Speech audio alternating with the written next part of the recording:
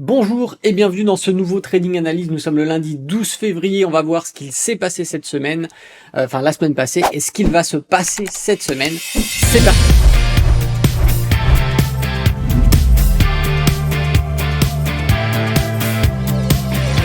Bonjour à tous, c'est Alexandre, le trader indépendant. Bienvenue dans ce nouveau Trading Analyse. Avant d'aller plus loin, n'oubliez pas de mettre un petit pouce si vous n'êtes pas abonné à la chaîne YouTube. Abonnez-vous, activez la cloche, c'est hyper important, et laissez un petit commentaire. Ça fait toujours plaisir. Allez, on passe sans plus attendre sur les graphiques et on commence avec le CAC 40.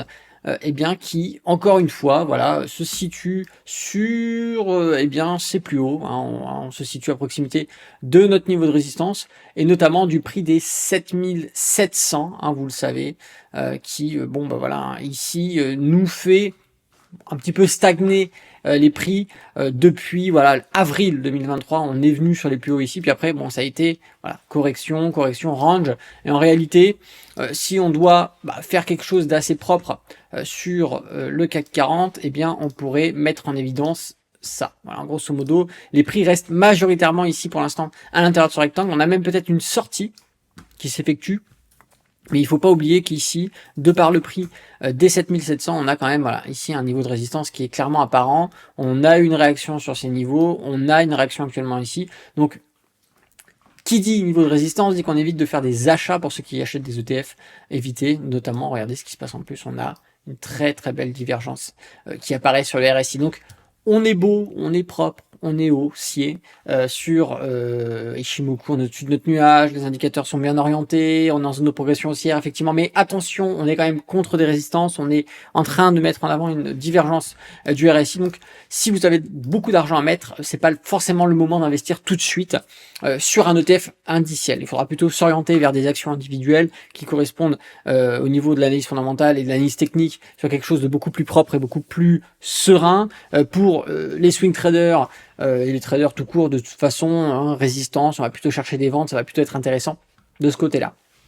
On va partir sur le DAX qui présente exactement la même, à peu près la même configuration, puisqu'on est ici actuellement sur un niveau de résistance. On a travaillé ici, vous voyez, on voit bien les mèches de rejet, c'est assez impressionnant. Regardez, regardez d'ailleurs, on voit aussi au niveau des bougies, il y a des mèches, regardez, mèches de rejet, donc ça correspond bien à ce niveau. Et d'ailleurs, c'est le niveau des 17 000 sur le DAX qui joue rôle ici de résistance. On va d'ailleurs le mettre en avant, 17 000. Et voilà. Et en réalité, là, on est en plein sur un niveau de résistance également. Donc les prix travaillent. Il y a également cette divergence baissière sur le RSI qui est présente, mais attention techniquement sur nos chandeliers, on est quand même relativement flat. Donc attention, la crédibilité de cette divergence baissière sur le DAX ici est beaucoup moins forte et les probabilités sont beaucoup moins élevées que sur le CAC 40. On va partir sur le Dow Jones également, qui lui, c'est la roquette, c'est la fusée. Et effectivement, beaucoup sont contents, mais beaucoup aussi s'inquiètent du fait que cette belle progression perdure depuis quand même pas mal de temps. On a cassé plusieurs reprises des résistances, mais on s'approche, comme on l'avait vu sur le dernier Trading Analyse, on s'approche des 39 000. Alors je vais vous le mettre ici, 39 000. On en a parlé sur le dernier Trading Analyse. Le 39 000 de par le prix. Après, on va avoir un peu plus haut les 40 000 également. Donc on arrive sur des gros niveaux de résistance. Là, les 39 000, on est vraiment proche des 40. Donc, regardez, il y a moyen qu'on stagne. Alors, attention, encore une fois, là, si vous avez beaucoup d'argent de côté à investir, ne prenez pas d'ETF, de Jones. Vous achèteriez sur un mauvais niveau. Ou alors, il va falloir plutôt sélectionner des actions du Dow Jones et investir individuellement sur les actions pour éviter le risque de correction de l'indice. Encore une fois, là, c'est votre travail d'investisseur. Pour les traders, on est proche des résistances. On va plutôt essayer de chercher des ventes à effectuer, bien évidemment. Encore une fois, pour les scalpers et ceux qui font de l'intraday, c'est à remettre au contexte des éléments qu'on a au jour le jour. Sur le Nasdaq, regardez ce qui se passe. On a encore une fois, une belle droite de tendance. On a même une évolution dans une espèce de canal haussier. Ça fonctionne très bien. Voilà, le Nasdaq, encore une fois, c'est la grosse perf indicielle, surtout porté par quelques actions qui surpassent tous les indices en ce moment. On a eu à plusieurs reprises, regardez, des entrées en zone de surachat, mais ça n'a pas empêché l'indice eh bien de continuer de progresser. Ça nous a juste fait des petites corrections, voilà, par ici, par là. Bon, bah, et on est reparti de plus belle à la hausse. Donc la santé des indices au niveau US, on est quand même, c'est une roquette, hein. C'est une roquette, mais il faut faire attention à un moment donné. On a des gens qui voudront prendre leurs bénéfices, on a des gros institutionnels qui vont commencer peut-être à liquider leur position et ça peut faire une stagnation des prix ou alors une correction. Donc là, il faut rester attentif, bien évidemment. Encore une fois, il fallait acheter des supports, c'était ce qui était de plus sécurisé. À chaque fois qu'on avait des corrections, qu'on revenait, bon, c'était les supports qu'il fallait acheter, c'était très bien, mais là maintenant on est sur des niveaux de résistance.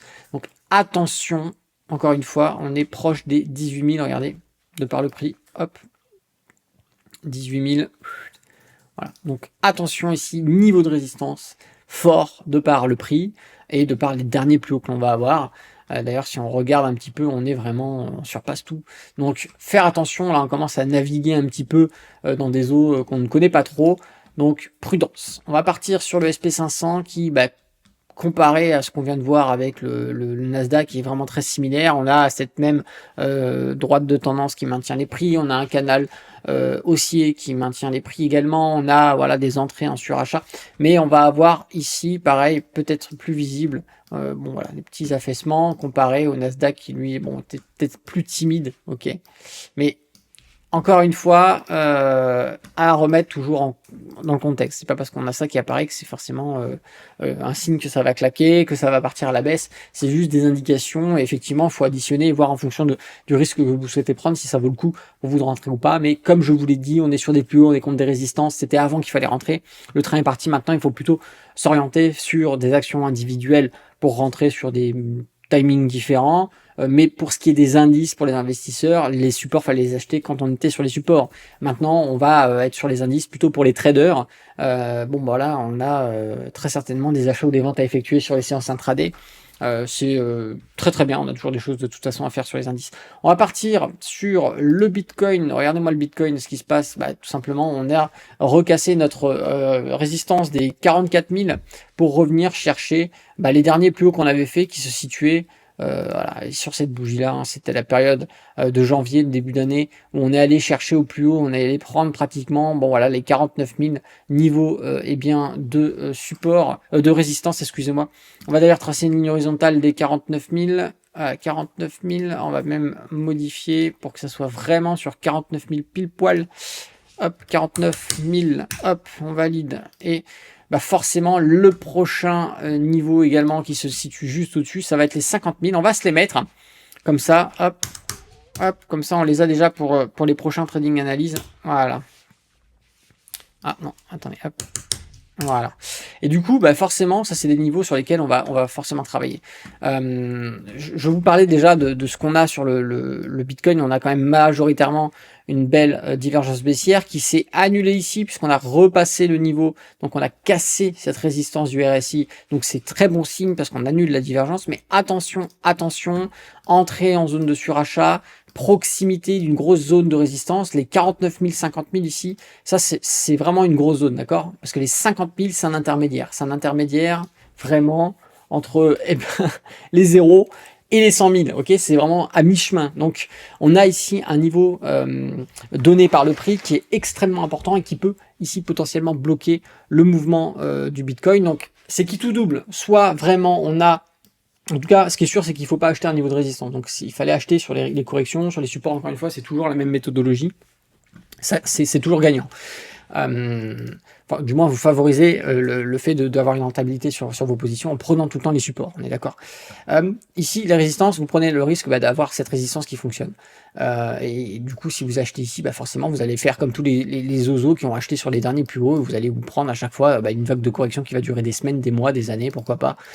C'est pas forcément agréable pour les investissements, donc voilà. Mais par contre, effectivement, si on a un engouement, si on commence à casser un peu les prix, si on a des fake news, parce qu'on sait que la crypto, c'est pas forcément régulé sur ce côté-là, et la manipulation de marché et d'informations, elle est énorme sur le marché de crypto, donc pourquoi pas, on va dire, un mytho qui sort sur les réseaux sociaux, bim, on fait péter ce niveau de résistance, ce qui est tout à fait possible, encore une fois. Là, effectivement, on peut faire un rush, hein, la cassure des 50 000, ça nous rappellera les derniers plus hauts qu'on avait voilà, sur cette période-là, hein. Rappelez-vous, janvier 2021, octobre 2021, c'était des niveaux où effectivement les 50 000 on les a flanchés, voilà, c'est parti plein nord.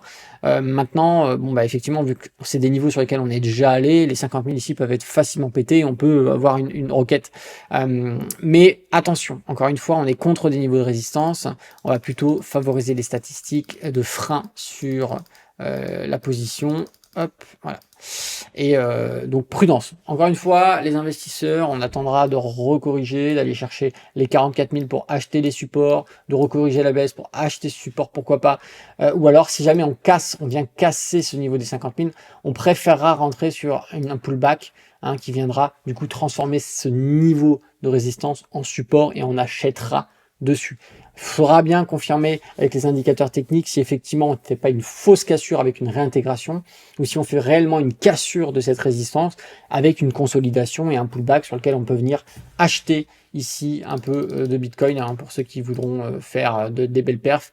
Bitcoin, rappelez-vous, ça nous permet de faire du 15, 20, 30% en quelques semaines, ce qui est très bien parce que c'est des performances qu'on retrouve avec des hedge funds, mais ce sont souvent des performances annuelles. Donc, ça permet de diversifier. Encore une fois, la crypto, ça doit être un tout petit pourcentage. Je vois des gens mettre 100% de leurs économies sur la crypto. Ils essaient de tenter leur chance, je peux comprendre, mais attention, encore une fois, restez sur des choses stables et les investissements très très volatiles doivent correspondre à une petite partie de votre portefeuille, parce que quand ça prend de la valeur, tout le monde est content, mais je peux vous dire que là, il y a des statistiques qui sont sorties il n'y a pas très longtemps, il y a plus de 90% des gens qui ont investi sur la crypto qui aujourd'hui n'ont pas de rentabilité et ont perdu de l'argent. Donc, la gourmandise, le fait de prendre beaucoup de risques, des risques démesurés, voilà, encore une fois, ça, c'est logique. Mais faites attention, voilà, à vous, ne venez pas faire n'importe quoi. C'était la petite parenthèse prudence, voilà. Si cette vidéo vous a plu, n'hésitez pas à mettre un petit pouce. Si vous n'êtes pas abonné à la chaîne YouTube, abonnez-vous, activez la cloche et surtout, laissez un petit commentaire sous cette vidéo, ça fait toujours plaisir. C'était Alexandre, le trader indépendant. Moi, je vous dis à bientôt dans une prochaine vidéo. Et d'ici là, tradez bien sur les marchés financiers. Ciao!